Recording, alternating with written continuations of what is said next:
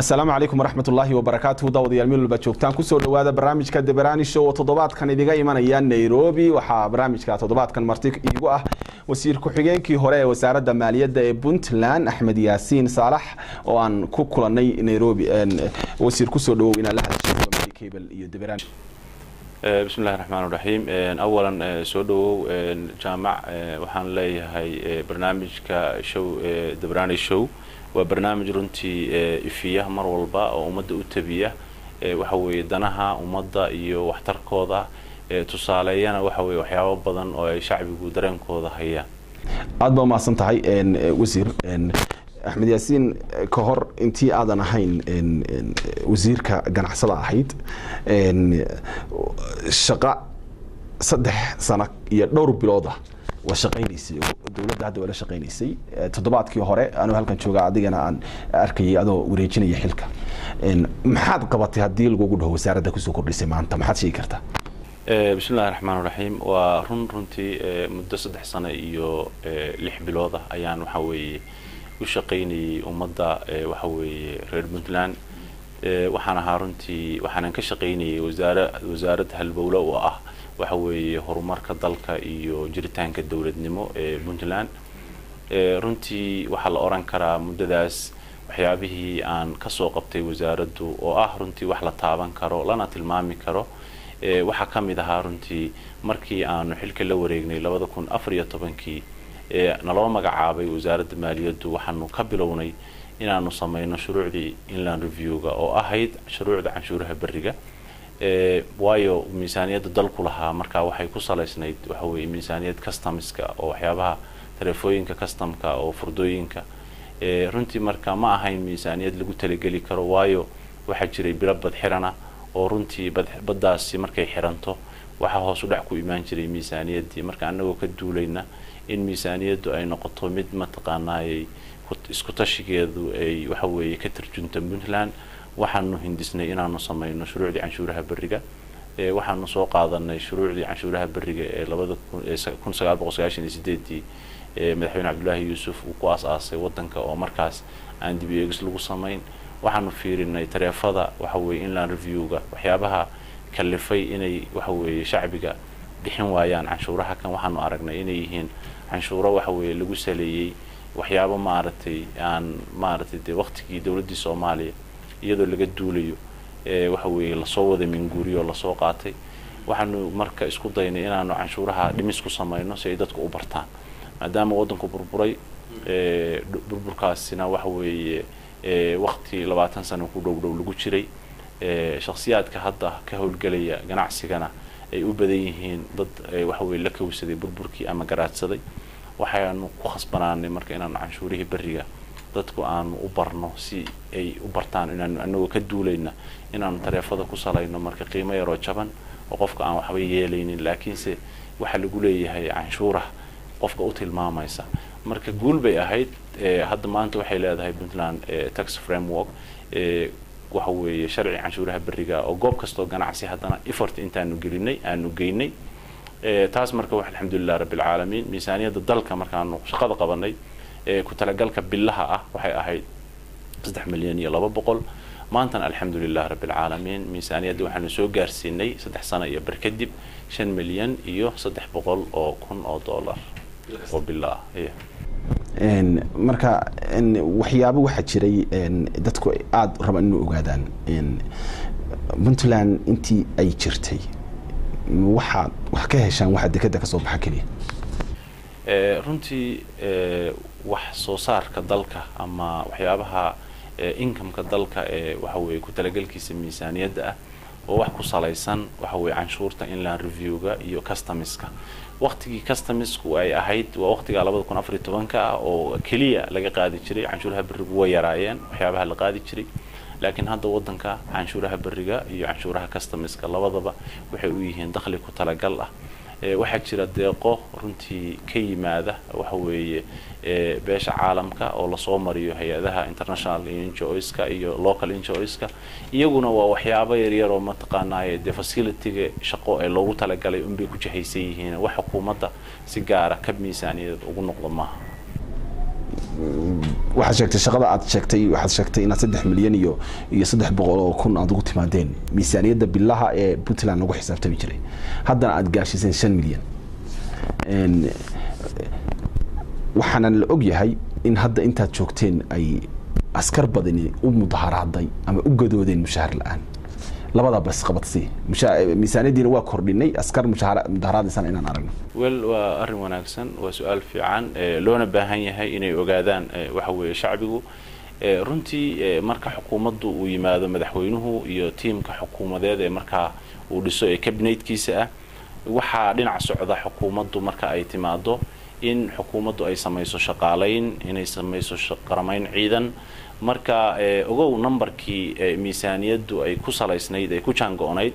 hadday noqoto ciidan iyo hadday noqoto wax weeye shaqaale dawladeed intuba way garab socdaan inay kordhaan marka muddada 3 sano iyo barka ah waxa kororsiimo waxa weeye aan xad lahayn waxa weeye runtii ku kordhay ciidamada oo kale ayaa la oran karaa oo tirada ciidan ee waqtigaas waxa weeye ka howlgalaysay miisaaniyaddu ay budgetku waxa weeye ku salaysnaa way ka kormartay marka mar loo dakhli ku kordho marka miisaaniyadda la samaynayo sanadlaha ah marka dakhli aad odorosto ama dakhligu ay kugu khasabto inaad dakhli halkaas ka raadiso baahidiisii oo timi ayaad ku salaynaysaa marka sanad walba baahi imanaysay baanu u raadinaynay miisaaniyad koror marka mar walba isgoosanaysay ilaa iyo ay soo gaartay 5 milyan iyo 200 ilaa ay soo gaartay 5 milyan iyo 200 oo maanta ay tahay miisaaniyaddu kuna jaango'an yahay markaasi shaqaalihii dawladda iyo ciidamadii dalka ka howlgelayay marka ciidamada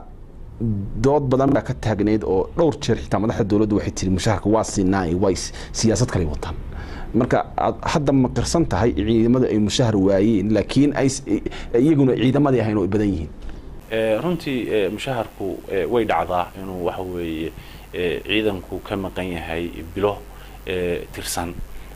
mar walbana waxa weeye sanad walba marka aad waad ogtahay sanad dakhliyeedku marka uu sanadku dhamaado sanadka laga soo gudbo sanadka wixii deyn lagu lahaa dawladdu waxay ula soo wareegtaa sanadka kale marka wax laga inkirsan yahay oo la leeyahay waxaas ma lihidin ma jirto laakiin waa runtii way dhici kartaa in waxa weeye dhilay ku dhaco oo مثلا hadda marka ay leeyihiin April oo kale ama Mars oo kale ciidan baa jooga mushaharkiisa waxa weeye April oo kaleeto waxa weeye December oo kaleeto marka automatically mar walba qayba 6 bilood sheeganaya qayba 3 bilood sheeganaya qayba 2 bilood sheeganaya mar walba waxa weeye routine dhinaca kale ayuu ka sii socdaa mar walba mushaharku baxayo waxa baxaysa deyntii hore la lahaa saas u soconaysa qofba waxa laga yaabaa inuu sanadkii hore isagoo 3 bilood ka maqan tahay sanadku dhamaaday haddana waxa laga yaabaa sanadkan isagoo 1 bil ka maqan tahay inuu dhamaado marka hadba wax soo saarku iyo dakhligu soo xaroodo ayaa lagu gaarsiiyaa ciidanka waxa weeye mushaharaadkooda iyo shaqaalaha rayidka marka waxaad moodaa sanadkii 2015 haddii ay dhacday dakhli yaraan ama inuu dakhligu isdabooli waayo martigelinta dawladda iyo arrimaha siyaasadda iyo safarada gudaha iyo running costiga dawladda iyo marnaba waxa way farabataa marka iyadoo taas ay dhacdo marka inay mushaharka khalkhal gelisaa laga yaabaa 2015 laakiin waxa laga yaabaa 2016 inay dawladdu yarayso running costigi sida safarada iyo madan culaysyo kale iska jira oo dawladdu soo food saaraya dagaalada jira cid ka kabaysaa ma jirto culeysyada marka soo wajaha hadiya jeer isku tashi baa lagaga gudbaya isku tashi kalena ma jire waxa lagaga gudbaya miisaaniyadii ku degsanayd haday mushahar tahay haday raashin ciidan tahay haday arrimo kale ku salaysan tahay waxa lagu jahaynayaa in waddanka lagu difaaco waayo waddanka hadii la qabsado jiritaanka dawladnimada waxa weeye cid mushahar ma taqaasa u dudaysa ma jirto waxa tiri 500 iyo 5 milyan iyo 300 kun miisaaniyadda hadda sanadkii bishii aad samaysaan bilaa waxaan ku weydiinayaa wasiir aad dadku waxay u hadlayaan in lacag ay dawladdu samaysay lacagtaasi ma samaysaan haddaad samaysaan se intee bay ka tahay miisaaniyadda runtii waa su'aal wanaagsan waa su'aal ummaddu ay had iyo jeer isweydiiso waa sax waana wanaagsan tahay waxyaabaha xaqiiqiga ah in mararka qaybtood looga jawaabo si sax ah runtii waqtigii aanu anagu xukuumad ahaan waxa weeye aanu nimi stage-ka memberka waxa weeye hawlgal waxa weeye dawladda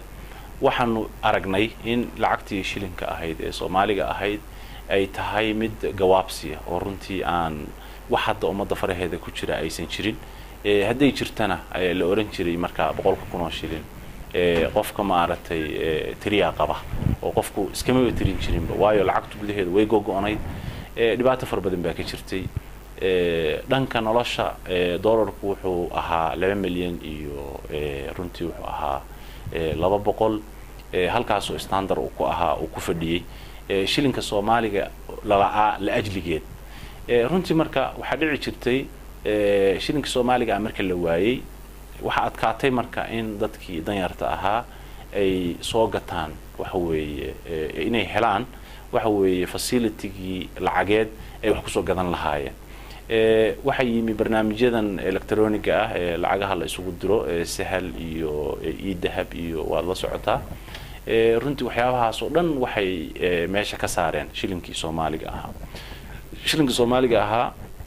hadii la waayay anagu waxaan hindisnay bal in shilin Soomaaliya dalka loo soo sameeyo oo loo keeno arintaasi guul bay ahayd hindise wanaagsan bay ahayd runtii markaas waxaanu ku salaynay marka baahida jirta in maadaama aysan isdabooleynin miisaaniyadda dawladda iyo waxa weeye hawlihii ka socday wadanka inaanu markaas miisaaniyadda aanu kab uga dhigno marka sida mushaharaadka kaleeto in lagu bixiyo wayna dhici jirtay oo dawladihii ka horeeyay dawladda tani mar walba ay la soo darasto xaalad dhaqaale waxa weeye way isku dayi jirtay inay mataqaanay kab miisaaniyadeed ama lacag soo samaysato lacag cusubna de kulay hindisuhu ma aha in la sameeyo tii hore jirtay shilin Soomaaliga ahayd balse u sii jirto in waxa weeye la keeno laguna kabo miisaaniyadda laguna bixiyo mushaharaad marka taasi hindisa halka ka dhashay ayuu ahaa runtii guul buu ahaa marka laga eego dhanka shilinkii dollarka oo xoogaa aad moodo inuu sicir barar sababay oo dollarku uu ka saramaray booskii uu hore u joogay laakiin alxamdulillah maanta dadku lacag ku filan dalka oo circle-ka ku jirta oo runtii shaqaynaysa ayuu leeyahay lamana oran karo runtii maxaa loogu dhiiraday wixii ku soo wajaha mas'uuliyad baa ku saaran mas'uuliyadda ku saaran marka ay tahay mid mataqaanay runtii aad u aragto inuu waxan xal yahay waad ku qasbantahay inaad samayso marka dad ganacsato baan maqalnay gacanta ugu jirto maamulada warshada lacagta mise idinka maamusho wasaaradda maaliyadda maamuli jiray runtii taasi waxaan qabaa inay tahay runtii waxyaabaha iska ruuminka ah dadkuna marka ay wax si u jiraan siyaabo badan baa loo tarjumayo loo sameeyaa mana aha taas mid xaqiiqiya waxa idinka maamulayaan marka wax dawladdu waxa weeye ay ka bilaabata kuna dhamaata qof ganacsada iyo qof kaleeto oo integration ku soo sameeya ma uusan jirin laakiin wasaaradda maamusha maaliyadda absolutely waayahay arinta kale ee wasiir rabay inaan ku weydiiyo waxa kamid ah waxa jirta dakhliga meesha ugu badan uu idiga soo galo waa dekada Boosaaso waxa jirta company la wareegay ka shaqayntiisa dhinaca cashuuraha company-gaasi waxa la siiyaa 3% dakhliga ka soo baxa dekada maxaa faa'iido ugu jirta idinka runtii waa sax dakhliga runtii dekadu qaab xisaabeed buu soo xaroon jiray mana wal ah dhalinyaro markaas runtii iyo group kale oo runtii isu tagay ayaa waxay hindiseen inay barnaamij database ah ka hirgeliyaan nidaamka xisaabaadka dekada arintaas marka waxay noqotay arin ay soo bandhigaan kadib anaguna maadaama aanu ku nimi inaanu booska ay wasaaradda joogtay ka kaxayno oo boos horumarneed aanu ku talaabsano waxaanu hindisnay inaanu barnaamij kasta oo wasaaradda ku shaqeynayso manwalaha aanu bedelo qaab system electronic taleefada waad ogsoontahay bug daabacan bay ahayd qofka shaqaalaha bay hortiilay waxa weeye juwankiisa waxa weeye dugnaalaha baa dhinac oola mar alaaliyo marka uu fiirsado shayga oo loo sheego ama uu ka arko bill of loading-ka wuxuu baari jiray bug marka arinta iyadoo laga duulay marka database bay hindis ahaan waxa weeye ku keeneen heshiiska lala galay runtii oo mataqaanay lacagtaas 3% ka ah in laga siiyo dakhliga isku maanaan raacsanayn oo arintaas runtii waxay ahayd arin culays ku ah waxa weeye jiritaanka dawladnimo iyo mataqaanay waxyaabaha mataqaanay ummadda ka dhaxeeya laakiin runtii hindisu horta qaasaysu ku yimi way timi oo shirkadu heshiis baa lala galay oo way shaqaysaa inkastoo aan mataqaanay lagu ansixin sharci dastuuri oo baarlamaanka ah laakiin way shaqaysaa oo mataqaanay waa systemkaas database-ka ah oo ay hirgelisay bay ku qaadataa lacagtaas maxay ku shaqaysaa marka haddii aad tiri isku mid waafaqsaneen markii aad xafiiska joogtay wasaaradda maaliyadda awood ka sarreysa miyaa markii la jirta xagee ka socotaa wallahi waa dareemi kartaa systemka shaqo waxaa jira heerarkii nidaam ah oo lagu wada shaqeeyo marka wasaaraddu wasiir bay leedahay wasiirku marka uu joogo go'aanna gaarayo wasiir ku-xigeenku dastuurku wuxuu siinayaa waxa weeye dariiq waxa weeye uu kula shaqeeyo wasiirku wixii go'aan ah la keenana runtii wasiirku awood ka sarreysana dee waa uu madaxweynaha boolansiga uu ku shaqeynayo marka ha ka yimaado dhinac kale culays ka soo fuulo cidda hawsha wadatay ha soo saarto kulleeyda uu ku khasban yahay wixii inuu mar walba hirgeliyo taasoo ma xaqiijinayso wararka aadka dadku u hadlayaan in dawladdu ay wax ku leedahay kambaniga iyadoo samaysteen runtii taas kambaniga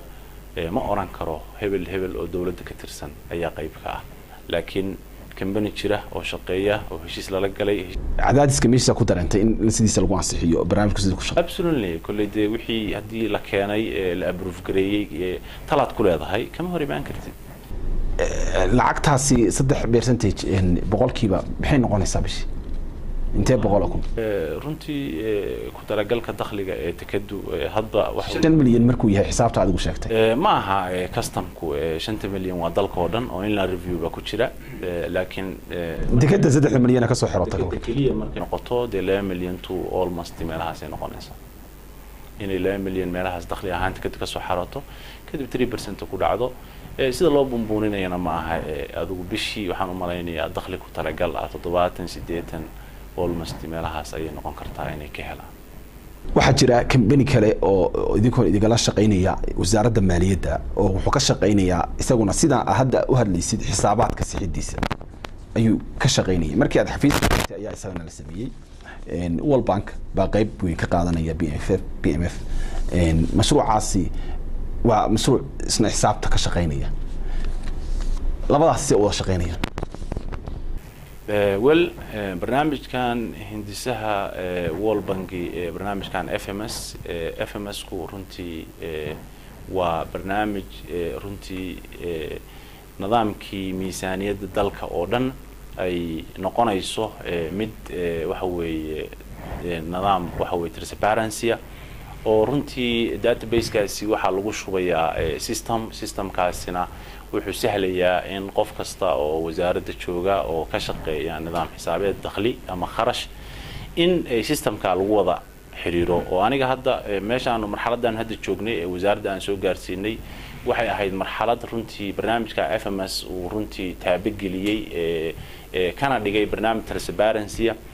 waxaan awoodi karaa marka aan halka joogo inaan arko maanta waxa baxay kharash iyo waxa soo galay dakhli dalka meelahay ku kala baxeen iyo waxay kala yihiin iyo cid amartay marka taas waxaan u malaynayaa inay tahay guul barnaamijkan runtii barnaamij wuxuu ahaa public finance managementiga waxa weeye halbowlo u ah oo runtii ka dhex muuqda oo loo arkeeyay inuu dalka ku jahaynayo dhinaca wanaagsan arrinkaasi runtii wuxuu ahaa sida wada shaqeynayaan marka wixii labadii waxay ka hadlayaan dakhligii dekadu midna ka hadlayaan maadaama ay soo horeeyay dalabka kambanigan dekada ka hawlgala way adkayd in kambanigan kale marka uu yimi ay shaqadii iskula jaan qaadaan laakiin runtii maadaama uu kaasi soo horeeyay hadda qof intuu yimi heshiis lala galay shaqadii ku dhex jira tanna ay timi waxay noqotay in la wada shaqeeyo oo wada shaqeyntii automatically transaction ka dhacaya tikada iyo routine-ka shaqo ee ka socda in waxa weeye procedure kaas iyo kan in la iswaafajiyo la isku xiro marka hawshaas isku hawl technical ay ahayd arrintaasi runtii arrin waxay ahayd ma wada arki kartaan marka halka dollar ay soo gala iyo meesha uu marayo absolutely ha dekada ka aad ka hadlaysid tiri way soo horeeyeen soo dekada hadda lama wareejin oo imaaraad lagu wareejin maamulkeeda sida iyada qoladaas hadda wada xaalayaan maxay idiga diyaarsanayaan runtii shaqada dekada DP World waa shaqo runtii ka duwan qaabka dakhli taxation ku salaysan waa heshiis looga galay wuxuu horta company-ga kani dhisayaa oo waxa weeye horumar ku sameynaya tikadi waxa marka heshiiskiisu yahay inuu board charge-ka lacagtu waa labo transaction waaye transactionka taxation-ka canshuuraha wasaaradda maaliyadda ayaa waxa uu tahay line minister iyada ay ka bilaabataa iyada ay ku dhamaataa laakiin board charge-ku runtii waa shaqo ay qaban jirtay wasaaradda tikaduhu marka heshiiska lala galay company-gan wuxuu yahay in wasaaradda tikaduhu board charge-ka ay qaban jirtay inuu waxa weeye 60% qaato 40% na dawladda la siiyo company-ga imaaraat marka hadda oo ay tahay waqtigan runtii way yarayd ku talagalkaygu board charge-ka ee miisaaniyadda ku salaysan waayo wuxuu ahaa 150,000 meelahaas way noqon kartaa markuu company-gu yimaado tikadu expansion ku sameeyo runtii in lacagtaasi ay badato oo hadda xukuumaddu marka ay ku talagal miisaaniyadeedu intaas leeg ay ku haysatay footigeeda waxa laga yaabaa inuu laba jibaar noqdo maadaama ay tikadu noqonayso mid weyn marka mid ay u dhutanayso ma aha heshiiskaasi dawladda dhanka wasaaradda maaliyadda iyo qaabka canshuuraha u qaadi jirayna wax khuseeya oo faragelina uu ku sameynaya ma jirto laakiin shaqaalaha u gaara oo tikada board charge-keedii iyo qaabkii nidaam xisaabeedkii ee wasaaradda tikadu hadda gacanta ku haysay bay horumar ku sameynayaan laakiin Soma iyagu ma maamulayaan miyaa marka leedahay iyagu qof meena soo magacaadan oo dekada dhan maamuleen oo wixii ka soo baxa 40 idisiinay 60 qaadan yes saas weeye laakiin shaqada ay awood soo u yeelan maayaan shaqaalaha hadda imaaraad dekada berbera oo kale bay maamulayaan shaqaalaha qayb ay yihiin oo dhowr boqol qof baa banaanka taagan soo awood u yeelan maayaan iska daa qof company meesha ka shaqeynaya xitaa qofka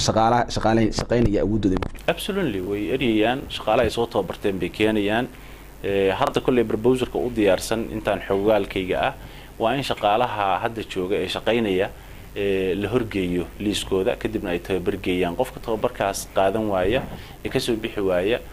shaqaday rabaanna aan ku filayn way authorization bay u leeyihiin inay shaqada ka saaraan goorma laga yaabo marka iyagu imaaraadku inay hawshooda bilaabaan wallahi heshiiskan maxaad adigu ku ogeyd ilaado xafiiska hadda asbuuca ka soo muuqata runtii inta xogaalkayga waxay ballantu ahayd muddo 3 bilood 90 cisho gudaheed inay ku soo gaaraan shaqadana kula wareegaan intaan hadda ka ogahay Ramadaanka dhexdiisa waxay ahayd inay yimaadaan laakiin hadda waxa loo ballamay bacda Eid inay yimaadaan maadaama Ramadaan aakhirkeeda lagu jiro heshiiska dhabta ah ee wada galeen miyay ku caddahay percentage-ka 40 in Puntland qaadanayso boqolkiiba 60 ay qaadanayaan imaaraadku miyay jirtaa dawlado kale iyo cid kale oo dhexda ku jira sidii tii Hargeysa uga dhacday oo Ethiopia ay wax ku yeelatay ma dhici kartaa in Ethiopia ay wax ku leedahay tan boosaas runtii heshiisyada iyo goobta la tagay goobjo kamaan ahayn laakiin inta aan xogogaal ka ahay ma jiraan wax integration ee Puntland dawlad kale oo other side ah oo waxa weeye ku shuqul leh waxay u dhaxaysaa heshiiskani DP World iyo Puntland authorization lacag waxa jirta in horumarinaha oo saxiix lagu bixiyay oo wararna ay sheegayaan in 10 milyan tahay wararna ay yihiin 5 sheegayaan lacagtaas ma jirtay waa arin wanaagsan runtii lacagtaasi way jirtaa waxa weeye 15 milyan bay ahayd 5 milyan waxa loogu talagalay in tikada iyo mataqaanay meelaha positionada ee loo baahan yahay tikada horteeda waxa la rabaa in la kalin gareeyo waad ogtahay oo guryaha ka dhisan oo dad baa leh shacab oo bareybada waxa la rabaa marka duminta guryahaas in dadka mataqaanay ku talagalkeedu wax loogu bedelo waayo qof gurigiisa marka laga dumiyo in mataqaanay wax ka bedelan aad siiso waad khasban tahay mashruucana runtii heshiiskiisii aad iyo aad wuxuu ahaa arin wanaagsan in mataqaanay arintaasi la accept gareeyo oo la ansixiyo lacag 10 milyan ku talagalku wuxuu ahaa lacagta xaq qalamka oo xukuumadda waxa weeye dhankeeda u soo wareegay ogaalkayga lacagtaasi 5 milyan way ku jirtaa laakiin 15 milyan 15 ku jirtaa laakiin shanta markaan gaar u saarno lacagta 10ka ah runtii qaabka hadda loo maamulay inta aragtideena ah waa arin runtii possible ah aad iyo aad wanaagsan waayo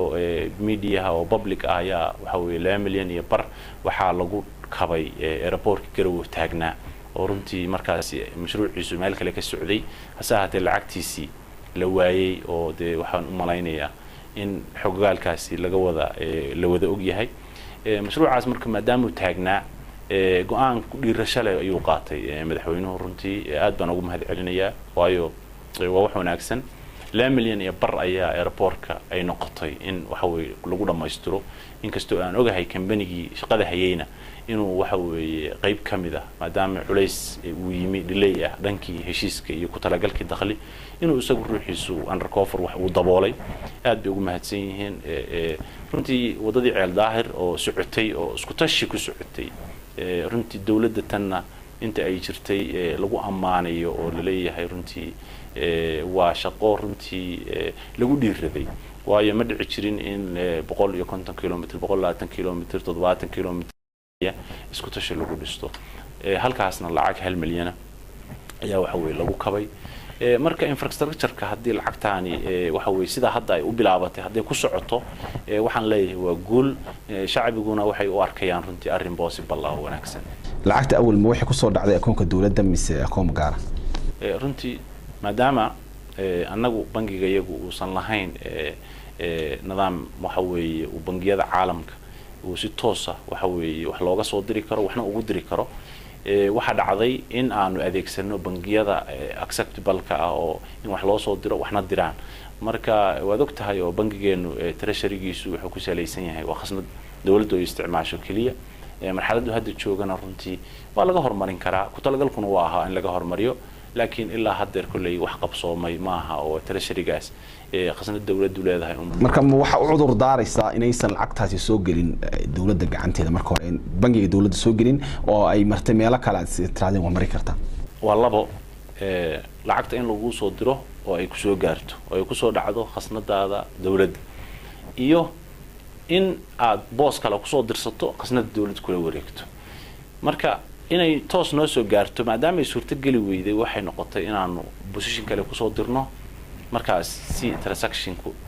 sharciga loo waafajiyo in transaction-ka dawladda la mariyo laakiin ogaalkayga 5 milyan hadda fitness-ka tikada horteeda in lagu banayo loogu talagalay wali khasnada dawladda lagu nasho intii kalena wali ma haysan intii kale waa lagu shubay transaction-ka la mariyay 2 milyan ee Garowe la siinayo iyo barka waxa la mariyay khasnada dawladda milyanka runtii wadada ceel daahir khasnada dawladda la mariyay laakiin 6 milyan iyo barka saarsan iyo 5 milyan wixii hadba hindisuhu yahay waa lagu khasban yahay in transaction-ka la mariyo waayahay wasiir waxa sidoo kale aad u jiray ciidamada arrimaha aan ka hadlaynay markii dawladda mushaharka ku saabsan waxa qayb ka ah ciidamada dagaalada ay galaan oo kale dagaalkii dabcan Suuj iyo Garmaal oo dabcan aad la gasheen al-shabaab sida ay soo kabteen wel waa su'aal wanaagsan runtii dagaalkaasi dad badan oo way maamulada kale iyo Soomaaliya ay aad bay macnaha u arkayeen guul gaarteen marka haddana dhinacii maaliyadda waxa la rabaa in laga hadlo wel wax wanaagsan weeye runtii waqtigaas madaxweynaha dalka dibadiisa ayuu ku maqnaa waxa markaas ku sima madaxweyne ahaa si haya xilka madaxweynaha madaxweyne ku-xigeenka Cabdixakiin Cabdullaahi Cumar Camey runtii marka habeennimadii la ogaaday in wadanka ay soo weerareen waxa weeye 1500 oo askari oo ay ka soo degeen laba meelood Garacad iyo Suuj iyo Garmaal 3 meelood bay ka soo degeen waxa la go'aamiyay isla markaba xafiiska in la sameeyo guddiga difaaca dalka la yiraahdo guddigaasi anigu xubin baan ka ahaa runtii shaqadii aanu qabanay iyo qaabkii aanu shaqada u qabanay waxay ahayd qaab runtii la oran karo waxay ahayd rakarooni oo qaab isku tashibay ahayd dagaalkaasi min bilow ilaa dhamaad wuxuu soconayay muddo 8 cisho ah runtii gaadiidka iyo hawlgalkiisa runtii ciidanka ka howlgalay ciidamada Puntland bay ahaayeen caawinaad kale iyo meel kale loogama imaanayn laakiin runtii marka aad fiiriso sidaan dagaalka ku galay iyo mataqaanaa marxaladii aan ku sugnayn iyo guulaha aan gaarnay runtii waxaanu shaqaynay habeen iyo maalin waxayna ahayd waajibna saaran oo naloo dhaariyay dhanka contributionka lacageed ee dagaalkaasi kaga baxay dawladda aad buu u yaraa runtii waayo markaas xafiiska maamulka waxa weeye howlgelinta أنا أمريكا مدح كها يجوجي جروي لعق بقول يسديت كونان دجال كاس ودنا سديت عشة سعوني لجود لي لو بقول أبف تقف ما تقانا يرنتي ما تقانا لو قبت أنت سوق فرنتي وحوها دجال يقولوا أها حكومة دون رنتي آد بمعرتي أنا كوفر ما تقانا ويا رئيسي وحيابها قبحي إن هدي أنتاس والعاق الترساء ويربنا يبحثي إن أنتاس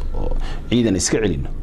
محاي وأودي ويدين مركز حلك هيسي عقبات هرتاجنا محاي هاين أودي ويدين إن أنت قلقلق قشان دتك ماشى لقوا حسوق يمانول بدتك للينا يعب حقوق قوية وأري وناكسن رنتي قلقلا ويك قد سنتهاي بيأده يو متقانا بوسيشن كدقال حقه iyo dhinacyadii ay ka soo galeen markaas waqtiga waxaad og tahay galgala iyo waxa weeye inay tahay dhul buuraleeya dhul cimiladiisu runtii ay ka gedisan tahay cimilo ahaan dhulka banaanka ah haddana de go'aanku mar walba wixii rag isku og yahay rabbina aqbalo wiirmoobaan baa la yiraahdaa hadda maanta anigu waa qabaa in waxyaabaha kooxaha nabadgeedka ee ku jira buurahaas in si toos ah looga safeeyo lana geeyo runtii mataqaanaay abid meel aysan waxa weeye dib dambe aysan u soo haweysan inay waxa weeye wadankeena trade ku noqdaan amnigiisa iyo jiritaankiisa laakiin waxay ku xiran tahay in xukuumaddu go'aankaas si wada jira loo qaato ciidamadii lagu laayay af urur dadka oo dhan waxay isku raaceen inuu jiro dayac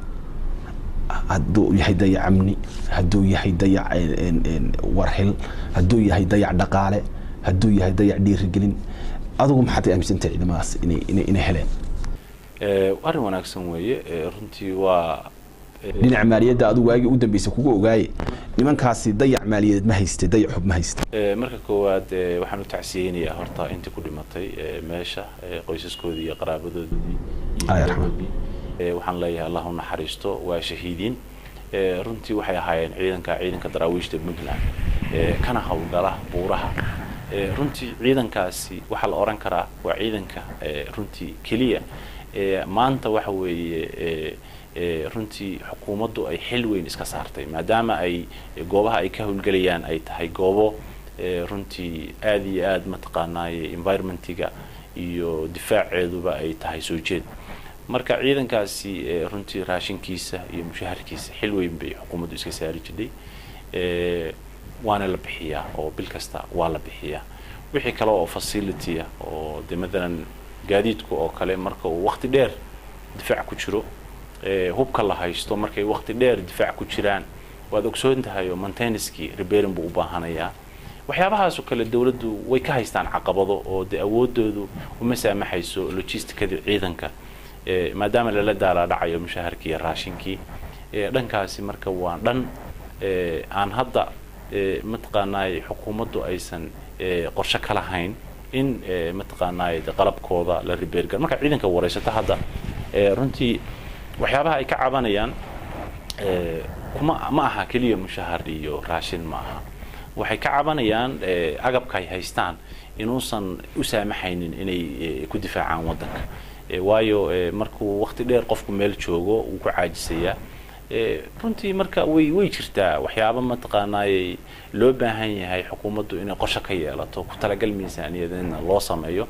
ilaa haatan aysan jirin marka ciidankaasi runtii ajal qoran bay ahayd inay halka ku dhintaan laakiin way jirtay runtii in xukuumaddu ay xil iska saarto bixinta xuquuqda ay ku leeyihiin dawladda marka laga reebo waxyaabaha facility-ga ah oo cabashadoodu ku salaysan tahay oo aan ku sheegay amniga boosaaso maahan kaliya galgala waxa kooxda ku dhuumatay waxa khatarta ku ah waxa sidoo kale jira koox kale oo daacish ina dhinaca bari ka joogta boosaaso marka waxay noqotay meel xaggana dab ka jooga adigu wasiir maaliyad baa ahayd wasiir ku-xigeen maaliyad baa ahayd si kale marka looga tago siyaasi reer bariga baa tahay maxay tahay waxa loogu dhici la yahay in ugu yaraan labada magaalo haddaan labada dab laga wada qaadi kareen hal dab laga qaado arrin wanaagsan weeye runtii kolley ogaalkayga xukuumaddu marka dagaalana ku furan yihiin reviewga yaroo soo geliyana aan hadda isla qeexnay oo isla sheegnay iyada halkaas dhig dhanka shacbiga iyo dareenkoodu go'aan weeye runtii la wada qaatay in mataqaanaa aan la isku eegan cadowga ku hareeraysan magaalooyinkaas oo runtii weliba meelo isu muuqda in la iska dulqaado ummadana waxaan leeyahay runtii xukuumaddu waxa ay hayso iyo waxay ku aadan tahay marka aad eegtaan waxa la idinka baahan yahay gacan inaad ka geysataan barnaamijkaas qaabab waxaa jiray runtii Puntland ilaa 98 ay ku soo cirqaysay ku soo noolayd qaabkaas oo ahaa runtii marka loo baahan yahay in cudud midaysan loo wada geysto tabar awoodeed oo runtii xukuumadda lagu ma daawan jirin qabaa'ilku way sabaabuli jireen ciidamay keeni jireen logistikadooda iyo agabkooda ciidan iyaga la iman jiray maadaama aan dadka hubka dhigis lagu samaynin dadku runtii qof walba waxa weeye wixii uu naftiisa ku difaacayay ayuu ku difaacayaa markaasi meeshii ku talagal ku yahay in la wada safeeyo marka kulley qorshuhu wuu yahay maalin walba lama daawan karo runtii qof mas'uula ama qof aqoon-yahana ama qof dhalinyaro ah oo lagu dilayo magaalooyinka dhexdooda runtii wayna soo kartay oo waqti dheer bay dhacaysay in qof bini aadana waxa ugu dambeeyay hadda nabadoonkii lagu dilay daraad magaalada Boosaaso runtii aad baan uga xumahay waana u tacsiyeynaya qoyskii qaraabadii runtii oo ka geeriyooday in badan oo runtii lagu soo maqan yahay hadda marka aad hadda magaaladaadii joogto xaaskaagii caruurtaadii aad ku dhaqan tahay oo maalin walba waxa weeye masaajidku ku dhintay ama darbigiisa lagu dilay wax la qaadan kara ma runtii maxaa hadda marka aad ku talinaysaa waxyaabaha kale intaan talada u gudbinay jira waxa kamid ah amniga magaalada sidaa sheegtay Boosaaso oo hadda dadka gudbinayo waxaan wararka ku helaynaa inay jirto inay iyaguna al-shabaabna ay meesha ka samaysatay isku xir shabakad ah oo dadka xitaa ganacsadii xitaa cashuurtii ka qaadayso si qarsoodi ah oo ay leedahay cashuurtii bixiya oo cashuurtii ay bixinayaan oo ay noqonayso sidii magaalooyin kale oo Soomaaliya kamid ah sida cashuuraha uga qaadi jireen ganacsada ay rabaan inay ka bilaabaan arrintaasi hore way u dhacday mar waa la diray waa la baabiyay haddana waxa la yiri inay bilaabeen qorshe noocaas ma maqashay runtii war wanaagsan weeye al-shabaab runtii waa koox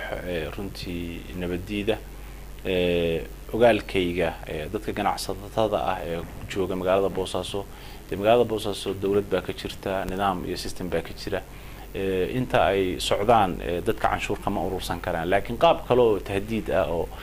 runtii telefoon loo diro ganacsatada oo waa maqli jiray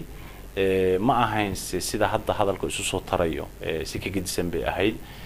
laakiin haday jirto oo hadda hadalku uu runtii ka badan yahay kii hore anagu qorshayaal baan keeni jirnay runtii hindisooyin baa la keeni jiray xukuumadda waxaan leeyahay runtii waa inay waxa weeye arrintaasi fiiro gaara siisaa haddii ganacsatadu ay jiraan dad tahdiid ku sameynaya ama telefoon u diraya ama amnigooda macnihii u sheegaya inuu mataqaanaa la dili doono haddaysan waxa sameyn oo torture ku sameynaya waa inay tallaabo ka qaadaan marka taas waxaan leeyahay xukuumaddu hadduu hadalku hadda ka badan yahay kii hore kii hore marunba la maqli jiray hadda raadisana wax raado la heli jiray ma jirto laakiin hadda waxa la sheegayaa raadad iyo runtii yaabo mataqaanaa ka duwan waxyaabihii hore inay jiraan oo waliba hadda waxa la sheegayaa in propaganda iyo hadalku iyo halka la soo socda iyo halka la taagan yahay iyo halka la maray inay ka badan tahay dhanka gudaha magaalada Boosaaso iyo nawaaxigeeda marka waxaan leeyahay xukuumaddu waa inay runtii fiiro gaar ah siisa arrimahaasi xukuumadda hadda kuma jirtid oo xukuumadda wixii tala aad u sheegtay wayna ku maqleen laakiin adiga maxaa ka diyaar in adiguna siyaasi baa tahay deegaankaaga joogtaa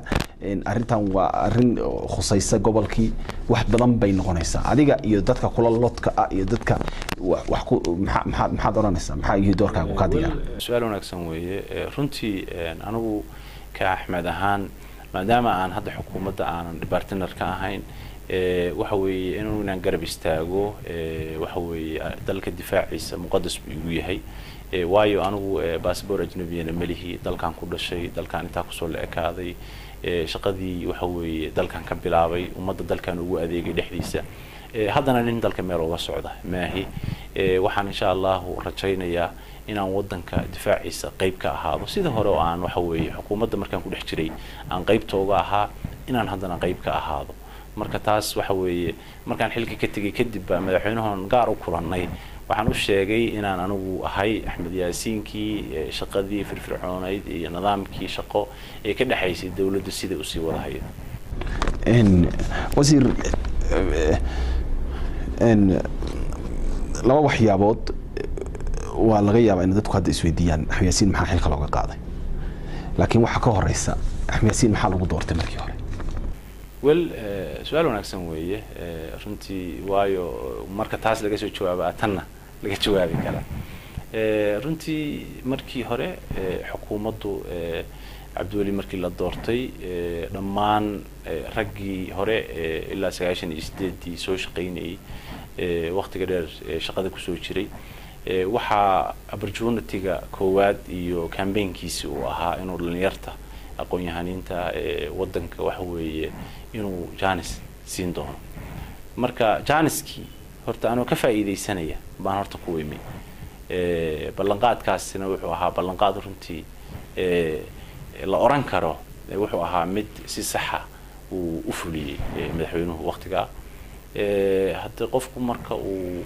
siyaasadda waxa weeye beejkeeda koowaad soo rogo waxa weeye wuxuu galayaa inuu akhris galo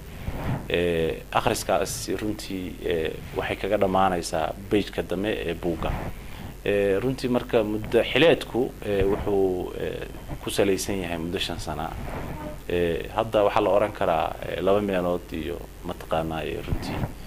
waa la soo qaatay xukuumadda hadda oo aan banaanka ka joogo banaanka uga baxayna runtii muddadii aan soo shaqeynayay ismalihi runtii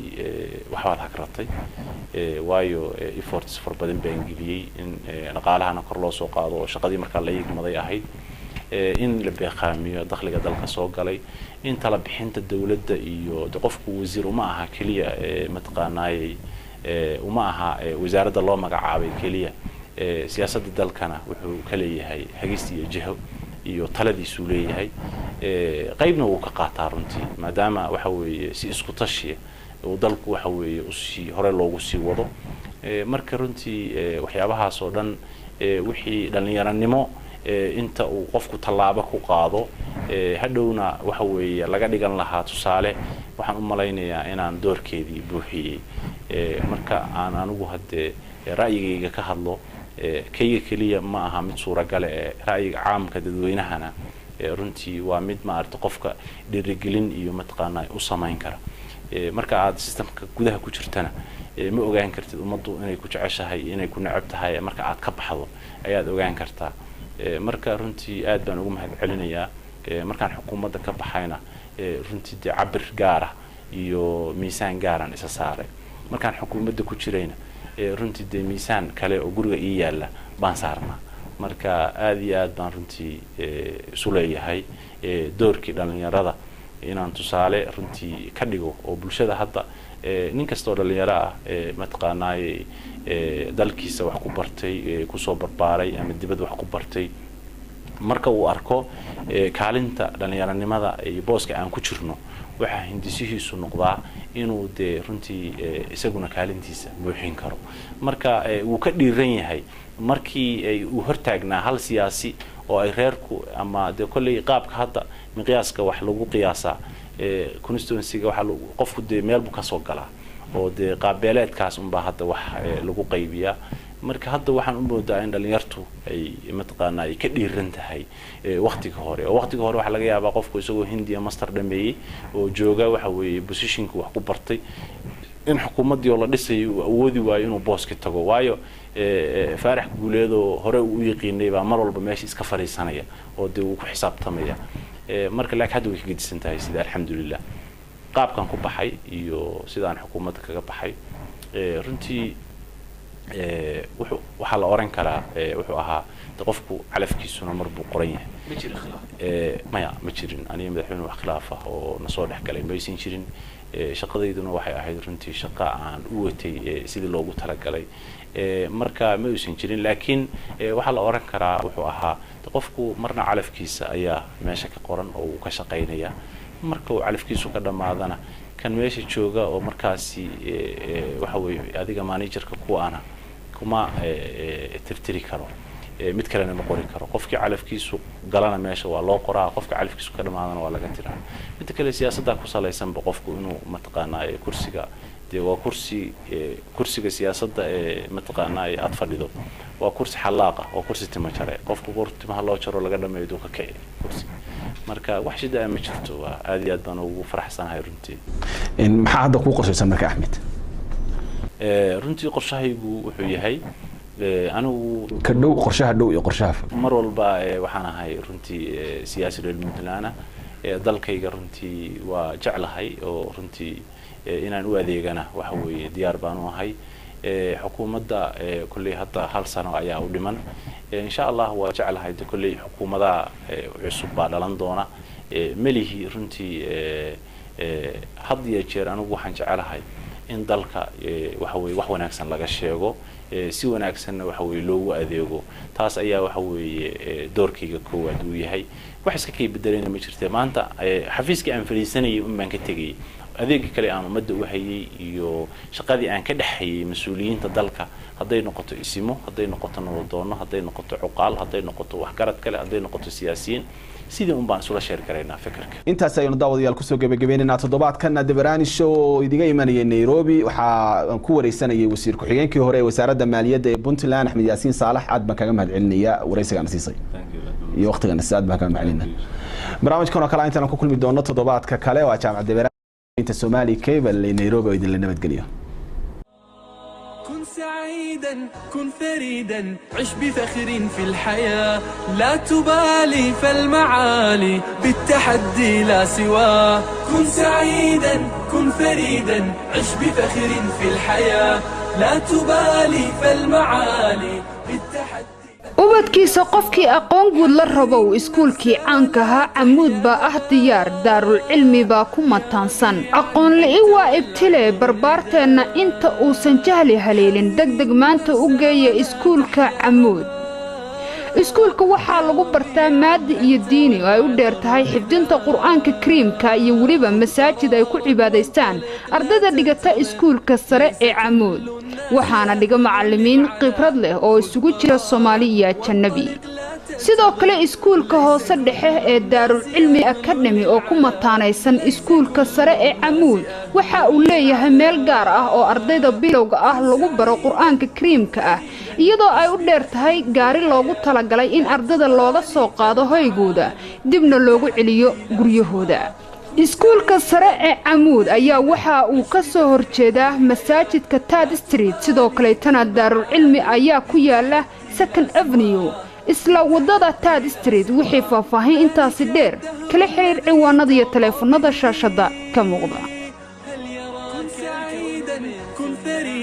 عش بفخر في الحياة لا تبالي فالمعالي بالتحدي لا سواه كن سعيدا كن فريدا عش بفخر في الحياة لا تبالي فالمعالي